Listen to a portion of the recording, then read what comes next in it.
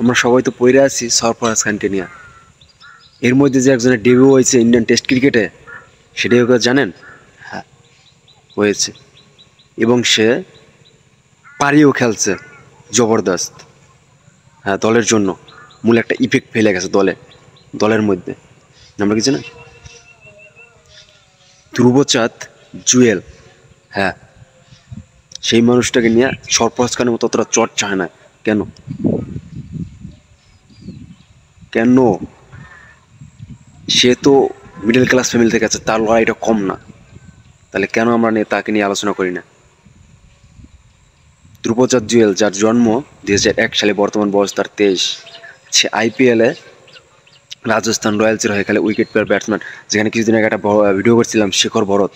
হ্যাঁ, wicket pair batsman, যাকে বারবার সুযোগ দেওয়ার পরও সে সুযোগ কাজে লাগাইতে পারতেছিল না, দলের জন্য ইফেক্ট ফেলতে পারতেছিল না সেইভাবে। সেই স্থানটা দখল করে নিচ্ছে। এবং ধ্রুবচাঁদ জুয়েল, তাকে নিয়ে কথা না বললেই নয়। হ্যাঁ, সেই মানুষটা যে শেখর ভরতের জায়গা নিছে। এবং সে দলে এসে প্রথম টেস্টে, তার প্রথম আন্তর্জাতিক ক্রিকেটে, প্রথম ইনিংসে, প্রথম টেস্টে সে তার ইফেক্ট ফেলে গেছে দলের প্রতি।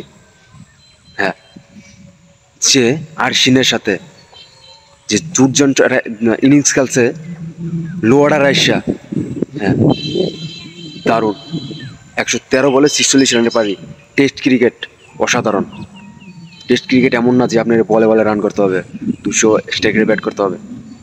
আপনি যতটা বল খেলে পারেন ততটা ভালো টেস্ট ক্রিকেটের জন্য। সেইটা করছে।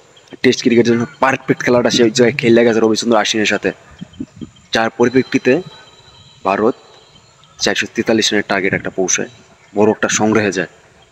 হ্যাঁ, সেই ধ্রুবচাঁদ জুয়েল যে সোশ্যাল মিডিয়ার সমালোচনার বাইরে চলে গেছে, সরফরাজ খানের যে আলোচনা হয়েছে সেটার পিছিয়ে রয়ে গেছে।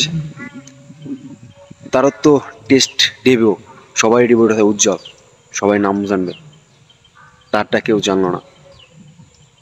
অবশ্যই করবো, আমরা ক্রিকেট ভক্ত, আমরা কেউ পার্সোনাল কেউ ফ্যান না সেইভাবে যে তাকে নিয়ে করবো। ধ্রুবচাঁদ জুয়েল নিয়ে করবো না। আমরা ক্রিকেট ভালোবাসি, দিন শেষে ক্রিকেট নিয়ে কথা বলবো, ফুটবল ভালোবাসি, ফুটবল নিয়ে কথা বলবো। অভিনন্দন Dhruvachand Jewel, wicket keeper batsman. হ্যাঁ, প্রথম ম্যাচে যেভাবে সুন্দর একটা ইভেন্ট পেতে, সুন্দর একটা পারি খেলছে দলের জন্য, অসাধারণ ছিল সেটা। ভবিষ্যতেও আমরা প্রত্যাশা করব যে দলের জন্য ভালো কিছু করার।